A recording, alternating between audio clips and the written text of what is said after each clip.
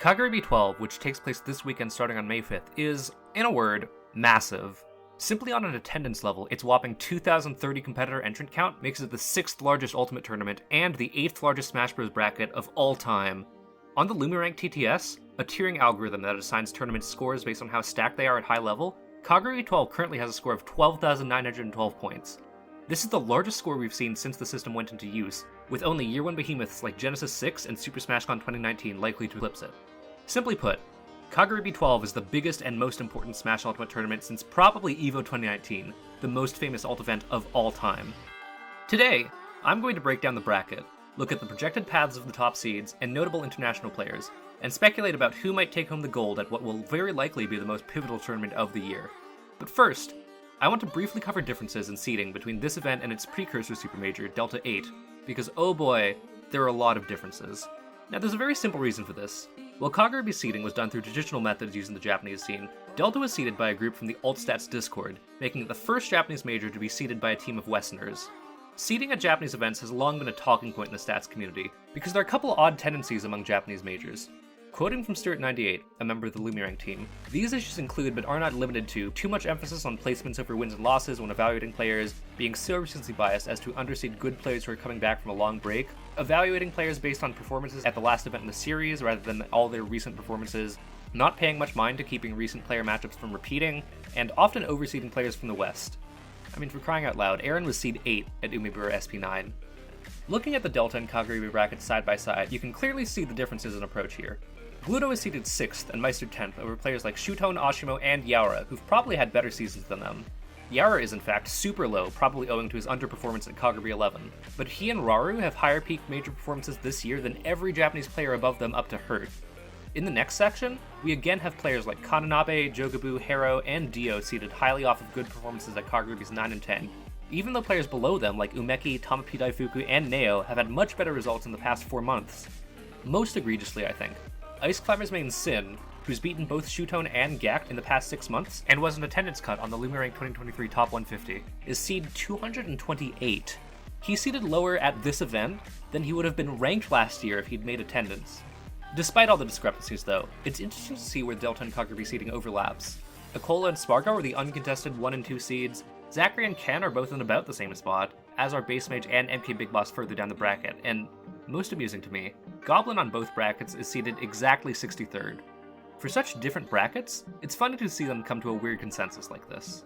Anyways, now let's get into the brackets for this event and what potential paths the top seeds are facing. If you want a more in-depth discussion of what the stakes are at this event and what each of these players should be trying to accomplish, check out my previous video, where I go over exactly that. For now though, let's start with Akola, the first seed. Akola has a relatively safe bracket, as should be the case for the first seed, with no huge issues until late in bracket. Tsubaki and Winter's top 64 could be a little sweaty, since Akola went Game 5 with him on the first time they played at Karasuma SP15.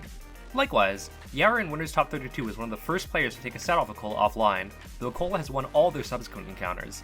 He's been fine against both Yoshidora and Ken though, and though he hasn't played either Zomba or Hurt recently, he won his most recent set against both opponents. Spargo and Mia in Winter's finals are, fittingly, the most dangerous opponents for Akola in this bracket.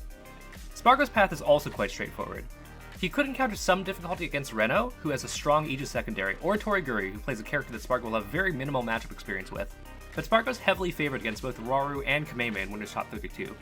Being on the other side of bracket as both Hurt and Yaura, the two most recent Japanese players to beat him, Spargo really only needs to worry about Shutone, who's taken a set off him with Aegis back at the Ludwig Smash Invitational, and Gluttony, who would need to upset Mia to get into his path.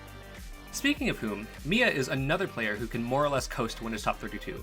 MKLA was a dangerous prospective opponent, as he has a ton of experience fighting top-level Game & Watch, and Mia's dropped sets to Joker main Tsubaki before, but I think Mia's still the favorite to win, and for reasons we'll discuss later, Leo might not even make it to him.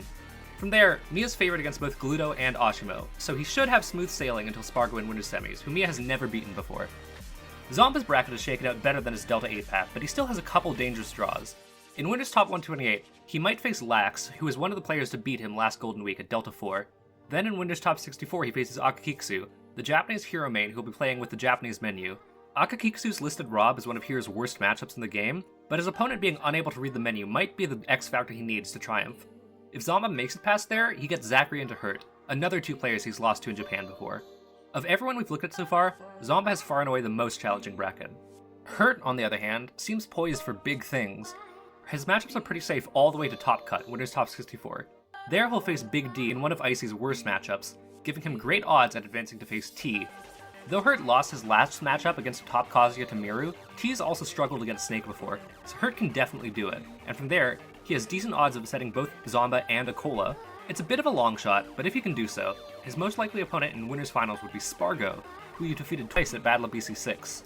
A Hurt win at Kagaribi 12 is, frankly, totally in the cards. Gluttony, though, is in a much more difficult position. In Winners Top 64 he plays Neo, and though he's beaten the Korin main before, he lost his most recent set against his American contemporary, Shattuck. If he makes it past him, he gets Ashimo, who is probably one of the most dangerous opponents possible for Gluto. FGC characters like Ryu are incredibly strong into Wario, and Ashimo beat Gluto this year already at the Cafeteria Cup Invitational.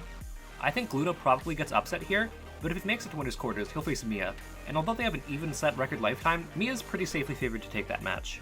Shuton at Seed 7 is where these brackets start getting pretty brutal. Just to make Winners Top 64, Shuton faces Miru, the fastest rising Kazuya main in Japan. Shuton lost his most recent set to Riddles at Kagaribi 10, so Miru making the upset isn't out of the question. After that, Shuton will face Tamapi Daifuku, and though Shuton is iffy against Kazuya, he seems to be really struggling against Bayonetta, dropping sets this year to both Lima and Tamapi himself back at Delta 7. Meister or Hero in Winners Top 32 is a bit more doable though, and thankfully, if Shuton is able to make his way past this very threatening array of opponents, he'll be rewarded with a match against Spargo, who I'd give Shuton decent odds of being able to upset. And finally, for the top 8 seeds, let's look at Yoshidora, who, though starting the year off in a somewhat rocky manner, is coming off of a fantastic third place finish at Battle of BC6. The most notable obstacle in Yoshidora's path is Umeki, who's won his past 2 sets in a row against the world's strongest Yoshi main. It's not a guaranteed loss, with Yoshidora having proven himself capable of winning versus Umeki before, but I wouldn't be surprised to see him get upset in Winners Top 64.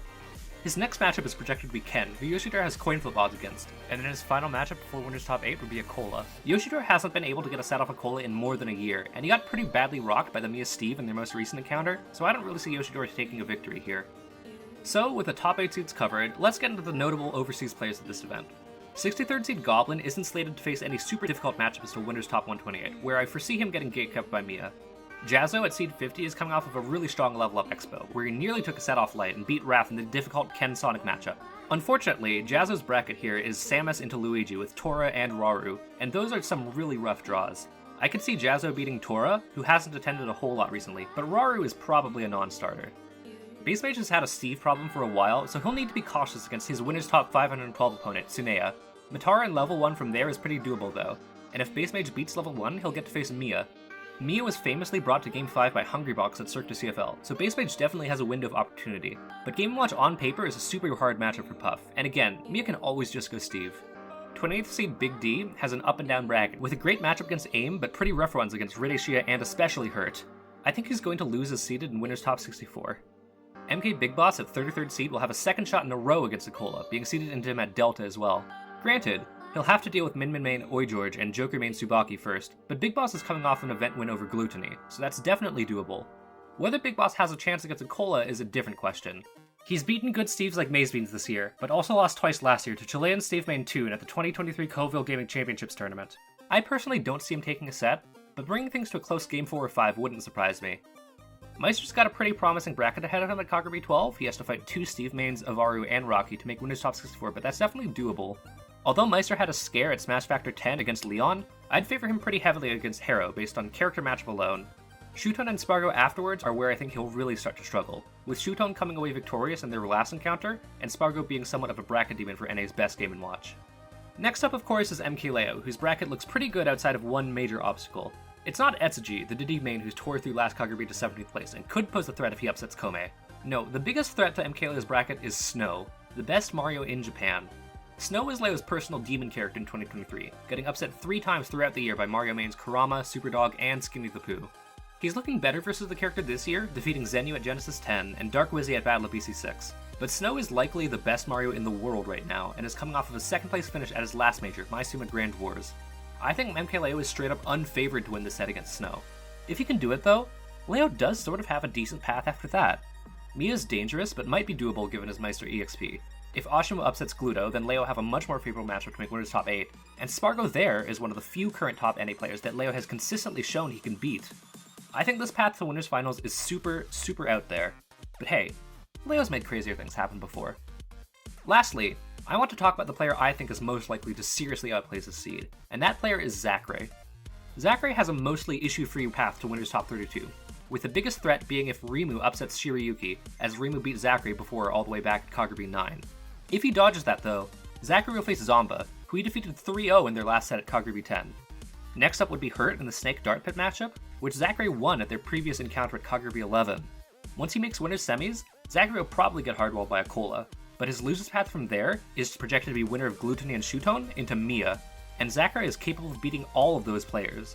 Throughout 2023, Kagaribi was Zachary's tournament, always showing up big and making statement runs to top 6. Now, at the first Kagaribi of 2024, I think Zachary is once again positioned to take a well-earned spot on the podium of Japan's biggest tournament of the year. Hey guys, thanks for watching. This video was a little rushed production-wise to get out ahead of Kagaribi starting, but if you enjoyed it, please like and subscribe to support my work. My name has been SG, and I'll see you later.